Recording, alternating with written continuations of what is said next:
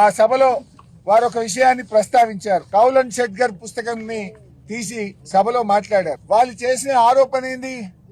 ఏకవచనం వాడారు అన్నారు. నిజానికి మా జగదీశ్ ఏకవచనం వాడలే, మీ అన్నాడు తప్ప నువ్వు అనలే, నీ అనలే, మీ అన్నారు. మీరు మీకే కాదు, ఈ సభ అందరికీ ఆయన పెద్ద మనిషి, స్పీకరు, సభ అందరికీ పెద్దవాడు, అందరి గురించి మాట్లాడాలని చెప్పే ప్రయత్నం చేశారు తప్ప ఏకవచనం వాడనే లేదు. బట్ అయినా కూడా కౌలన్ షెట్గర్ పుస్తకంలో చాలా స్పష్టంగా చెప్పింది ఏంటంటే, there is no specific rule in the constitution or కౌలన్ షెట్గర్ that bans the word you. అంటే ఏకవచనం వాడని కాన్స్టిట్యూషన్ లో గాని కౌలన్ షెట్గర్ ఏదైతే మనం పార్లమెంట్ లో శాసనసభల్లో ప్రామాణికంగా తీసుకునే పుస్తకంలో ఎక్కడ కూడా ఆ పదాన్ని బ్యాన్ చేయలేదు అని చాలా స్పష్టంగా చెప్పారు. మేము ఏకవచనం వాడనే లేదు. ఒకవేళ మీరు ఆరోపిస్తున్నట్టు వాడినా దాని ప్రకారంగా కూడా అది కరెక్ట్ కాదు అని చెప్పి చాలా స్పష్టంగా ఇందులో చెప్పబడ్డది. అంటే ఇవాళ మీరు ప్రతిపక్షం యొక్క హక్కులు కాలరాసే విధంగా మీరు ప్రయత్నం చేస్తున్నారు. ప్రశ్నించడమే తప్పు. బయట ప్రశ్నిస్తే కేసులు, అరెస్టులు, శాసనసభలో ప్రశ్నిస్తే గొంతు నొక్కుడు, సస్పెన్షన్లు. ఇదేనా మీ ప్రజాపాలన?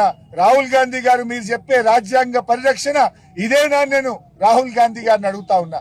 ఈ రాష్ట్రానికి ఇన్ఛార్జిగా వచ్చిన మీనాక్షి నటరాజన్ గారు ఏమన్నారు? ప్రశ్నించడం, ధర్నాలు చేయడం, నిరసించడం ఇది ప్రజాస్వామ్య హక్కు అన్నారు. ఇవాళ మేము అడిగింది, మా జగదీశ్ ఏమడిగిండు? పంటలు ఎండుతున్నాయని, గవర్నర్ చేత తప్పులు చెప్పించారని, ప్రజలు కష్టాలు పడుతున్నారని, ఇదే కదా మేము చెప్పింది. అంటే ఇలా ఒక అప్రకటిత ఎమర్జెన్సీని తలపించేలాగా ఇవాళ ఈ రాష్ట్రంలో కాంగ్రెస్ పాలన ఉంది. ఇదంతా డైరెక్షన్ అంతా రేవంత్ రెడ్డి, యాక్షన్ అంతా శ్రీధర్ బాబు. చాలా స్పష్టంగా కనబడ్డది.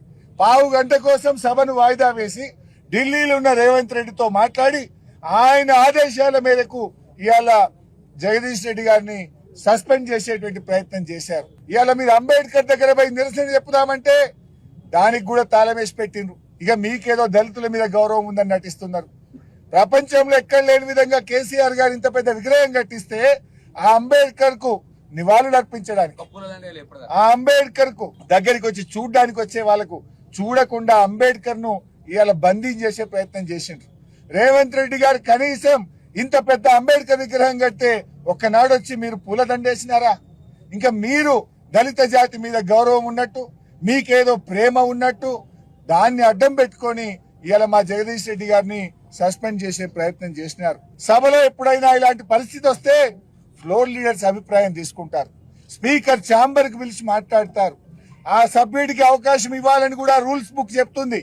ఆ సభ్యుడు నువ్వు మాట్లాడిన వ్యాఖ్యలు వెనక్కి తీసుకో అని చెప్పాలి. నిజంగా తప్పు మాట్లాడితే సభ్యుడికి అవకాశం ఇవ్వకుండా, ఫ్లోర్ లీడర్స్ అభిప్రాయం తీసుకోకుండా, కనీసం చర్చించకుండా, అయినా మేమే పెద్ద మనసుతో రాష్ట్రంలో ఉన్న ప్రజల యొక్క కష్టాలను, సమస్యలను దృష్టిలో పెట్టుకొని ఒక అడుగు ముందుకు వేసి మేము మా వ్యాఖ్యలు ఉపసంహరించుకుంటాము, మేము హుందాగా ఈ సభ జరగడానికి సహకరిస్తామని చెప్తే మీరు ఒక పథకం ప్రకారంగా బీఆర్ఎస్ కు మైక్ ఇస్తే వాళ్ళు చెప్తారు గనక అప్పుడు సస్పెండ్ చేయడానికి అవకాశం ఉండదు గనక చెప్పడానికి అవకాశం ఇవ్వకుండా, మైకు ఇవ్వకుండా ఓన్లీ కాంగ్రెస్ పార్టీ వాళ్ళని 4-5 మాట్లాడించి ఇదే సభ అభిప్రాయం అని, ఇదే మూడ్ ఆఫ్ ద హౌస్ అని చెప్పి సభను తప్పుదో పట్టిస్తూ సభా సంప్రదాయాలను తుంగలో దొక్కుతూ ఈ రోజు ఏకపక్షంగా సస్పెండ్ చేశారు.